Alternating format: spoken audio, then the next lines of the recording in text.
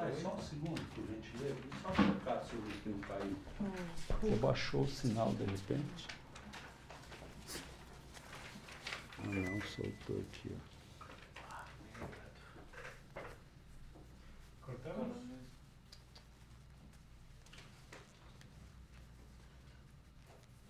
Perdão. Ok, tá rodando. Paulo, take 2. Certo aí, pessoal? Uhum. Paulo, eu queria que você comentasse um pouquinho quando que você começou a ter relação com o futebol. Qual que é a sua lembrança mais antiga do futebol na sua vida? Bom, a lembrança assim que me marcou muito foi na época que eu tinha aí 9 para 10 anos de idade, que meu pai me levava nos jogos do Grêmio, né? E então eu desde pequeno, é que na época, né, na década de 60, 70, o futebol era o esporte de todos, né, que é o esporte mais popular, que eu via assim, a primeira paixão das crianças era para jogar bola, né? Então, quando meu pai começou a me levar no estádio e você cresceu com aquela dimensão de torcida, né? Então, a gente não perdia um jogo, né? Mas os momentos que me marcaram muito foi no final da década de 60, quando o Grêmio, né, o Grêmio da década de 60 era um timaço, né?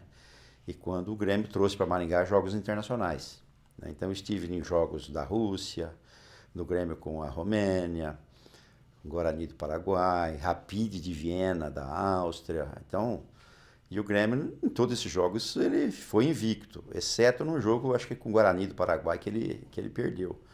Mas vi grandes jogos aqui, Guarani de Campinas trazendo um centroavante que explodiu depois, né? E na época ele tinha 16 anos, o Careca, e o Grêmio perdeu para o Guarani de 4-3, 3 gols do Careca com 16 anos. Então, a gente teve a oportunidade de ver e acompanhar a carreira de alguns jogadores jovens que explodiram no cenário internacional até, né? Então, isso tudo marcou muito e fortaleceu cada vez mais aí a paixão pelo futebol de Maringá, né? Na década de 1960, Paulo, quais jogadores, deixa só a gente, na década de 1960, Paulo, quais jogadores você se lembra, quais jogadores você destacaria daquele período? Rapaz, bom, o que está próximo da gente aí é o Roderlei, que ele é unanimidade, né? E o Roderlei, se ele fosse um jogador dessa época, ele seria um jogador diferenciado no mundo aí, né? Então o Roderlei marcou muito, Pinduca, Japonês, o nosso lateral esquerdo, Edson Faria, Haroldo Jarra, Zé Roberto, né, Ademir Fragoso, Ademir Rodrigues, Peter, que era ponta direita, Danúbio, que era ponta direita, né, o Valtinho, que era do sudoeste do Paraná também, que era ponta esquerda, meia também. E na sequência vieram aquele time forte das décadas de 70, que realmente deixou marcado na história aí, né? Então, a história de jogadores que fizeram sucesso em Maringá é muito rica, né? Então eu, graças a Deus, tenho boa memória e tenho na minha retina ainda aqueles grandes craques que desfilaram pelo Willie Davis, né? Você falou dos jogos internacionais, esses grandes amistosos, mas a gente teve um jogo também que foi interessante, que foi contra o Santos. Esse meu pai não me trouxe. 11-1. 11-1. Você não estava no campo, mas Eu ouvi no rádio, né? como é que foi a sensação de ouvir? Esse jogo aí eu tinha acho que de 8 para 9 anos, e como o Santos daquela época era o melhor time do mundo, o meu pai ficou com medo de me trazer porque o estádio ia super lotar, né? Aí ele foi ao jogo, mas eu fiquei em casa ouvindo no radinho e brincando atrás da casa ali no quilômetro 140, onde eu nasci, perto de Iguatemi. E a decepção do 11-1, mas era o que era, né? Apesar do Grêmio ter um super time também, o Santos era o Santos, né? Paulo, é inevitável, na perspectiva do futebol profissional em Maringá, os dirigentes eles eram apaixonados, eles não eram profissionais do futebol, né? E foi inevitável o vínculo dos prefeitos da cidade de Maringá. Qual destes prefeitos você destacaria como o grande baluarte do futebol da nossa cidade? A história do futebol de Maringá, ela sempre teve, até um determinado ponto, um envolvimento muito forte do poder político local. Né? Qualquer que fosse o prefeito que estivesse na cadeira, ele apoiava o futebol. Na década de 60 e 70, Maringá tinha, assim, uma atividade industrial muito mais intensa do que tem hoje, né? E um dos prefeitos que tinha uma palavra, assim, que todo mundo respeitava era o João Paulino, né? O João Paulino, realmente, com 2, 3 reuniões que ele fizesse, ele ajudava a sociedade a levantar o time, porém ele não punha dinheiro público nisso. Tivemos outros momentos em que o Grêmio ele foi usado muito politicamente para fazer alavancagem de disputa de cargos políticos. Isso foi enfraquecendo a participação da sociedade produtiva nesses modelos, né? Porque alguém, né, tomava a gestão do clube visando um interesse político e conseguia o seu objetivo, abandonava o time com altas dívidas. E aí, para você retomar um projeto, você tinha que construir uma solução daquelas dívidas, e de novo era um desgaste muito grande. E aí a pressão política para isso já foi perdendo um pouco a força e o modelo se esgotou, né? Então, as últimas tentativas de uso político foram muito frustradas, né? E a gente viu alguns atores desqualificados querendo pegar a força do futebol que tinha em Maringá ainda para fazer projetos pessoais. E isso não vingou, né? Aí ficamos realmente um tempo grande sem ter representante nos campeonatos principais, né? E aí, à medida do efeito de demonstração de clubes e empresa, aí começou a gerar as primeiras conversas de formação de clubes e empresa, convocação. Começou até com o Galo Maringá, liderado pelo Marcos Faleiro, que fez uma tentativa de gestão profissional, né? Mas aí a pressão sempre era muito grande em todos os setores e chegou num momento que ele cansou também e desistiu, né?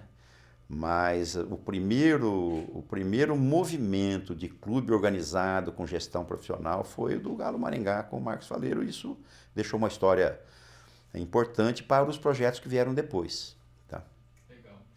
Paulo, falando sobre ainda o João Paulino, é um prefeito bastante enérgico, mas um apaixonado pelo futebol, né? Isso é inevitável. E teve uma participação nesse modelo que ele implementou em articulação com a classe produtiva do Felizardo Meneghetti, uma participação muito importante no Grêmio. Queria que você comentasse sobre essa participação, esse envolvimento. O Felizardo também era um apaixonado pelo Grêmio? Nessa época, né, os gestores empossados na gestão do time eram feito em entendimento desses grupos de apoio, realmente. E na época, como não havia o objetivo de benefício político, funcionava bem, né? E o meu tio Felizardo, ele entrava apoiando realmente, porque confiava nas pessoas que estavam nas lideranças na época. E foi um período que realmente o time do Grêmio teve muito sucesso, né? Foram as melhores épocas do Grêmio, né?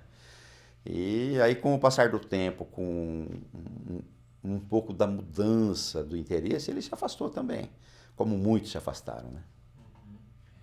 1977, o Grêmio não começa bem no campeonato, vai para a repescagem, há uma recomposição do time, vem craques de fora, Didi, entre muitos outros. O que você pode falar daquela campanha de 77 que certamente você viveu de perto, Paulo? Olha, aquela foi uma demonstração de formação de grupos, né? Maringá, ela consegue se superar quando forma grupos de representação, de atuação. E naquele momento do ano de 77, quando teve essa mudança de qualidade do time, é porque teve um grupo que se reuniu e deu suporte, né? O suporte era colaborativo, com colaboração financeira, né? Era um modelo de gestão de clubes que tinha na época. E foi isso que fez com que o time do Grêmio pudesse chegar onde chegou naquele ano, sendo campeão paranaense, né? Com os grupos de apoio, sem interesses particulares, é que deu aquele suporte e um presidente que tinha credibilidade, né? Quais jogadores você destacaria desse Ah, campeonato meu 77? amigo, o time de 77 tinha uma boa defesa, né? Tinha um bom goleiro, tinha um meio-campo que se movimentava muito com a inteligência, a genialidade do Didi, era o Didi, Nivaldo e Ferreirinha. Né? O Ferreirinha era um motorzinho do time e tinha um ataque, né, que centralizado por um Itamar, que realmente tinha uma história já no futebol e que realmente trouxe assim muita segurança. Então esses jogadores com um nível técnico e com a história do futebol um pouco de vencedores, trouxe aquele encorpamento para o grupo e tornou o Grêmio muito forte, né, que levou o Grêmio ao título do Campeonato Paranaense 77. Havia uma rixa também entre os locutores, Ferrari Júnior e Antônio Paulo Pucca. O que você se lembra sobre isso? Não, lembro muito bem dos dois. Esses dois locutores fizeram uma história muito grande, fizeram o futebol daquela década, daqueles 20 anos, vamos dizer, repercutir muito, né? Porque eles atraíam o público, eles eram motivadores para com que os torcedores viessem para o estádio, prestigiassem seu time, torcessem pelo Grêmio, né? Então eles tiveram papéis assim fundamentais no aumento da paixão, né? Não só do torcedor local, mas da região toda, a região noroeste do Paraná até as barrancas do Rio Paraná, era Grêmio. Independente de alguns municípios eventualmente ter seu time local, mas todos eram Grêmio. Então era uma região muito grande que vinha para Maringá acompanhar os jogos e ouviam as transmissões, né? Você se envolveu, Paulo, depois como dirigente de time de futebol? Você teve um envolvimento no futebol em Maringá posteriormente? Não, na gestão propriamente não, mas a gente sempre participava de grupos que eram... Os empresários sempre foram procurados, né? Então, quando o modelo ainda era o modelo de passar chapéu, a gente conseguiu, né? Porque nem todos os dirigentes que vinham procurar mereciam o crédito de todos. Então, os empresários de Maringá, na época, eles preferiam fazer uma colaboração mínima para não ouvir entrevistas que ninguém ajudava, que não ajudava, que a empresa tal não ajudava, a empresa... sabe? Então, a gente realmente tinha um grupo, um entendimento entre empresários que eventualmente apoiavam, para que houvesse um apoio que era quase obrigatório, né? Para não ficar exposto como empresas que não ajudavam.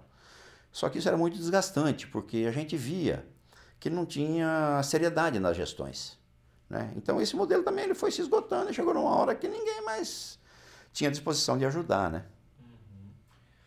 Paulo, o que você sente mais falta do futebol maringaense? Agora a gente está numa retomada, a cidade está voltando a respirar futebol, mas se comparar o futebol hoje com o futebol da década de 70, o que você sente mais falta? Há uma diferença para o torcedor ou não?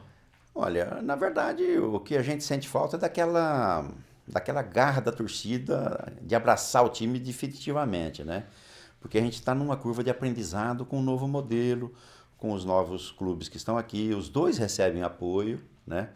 Eu acho que nesse momento o Maringá está num estágio um pouco superior ao time do Arucó, porém os modelos de metas e objetivos são um pouco diferentes, né? O Maringá está um pouco mais evoluído porque já teve uma história construída.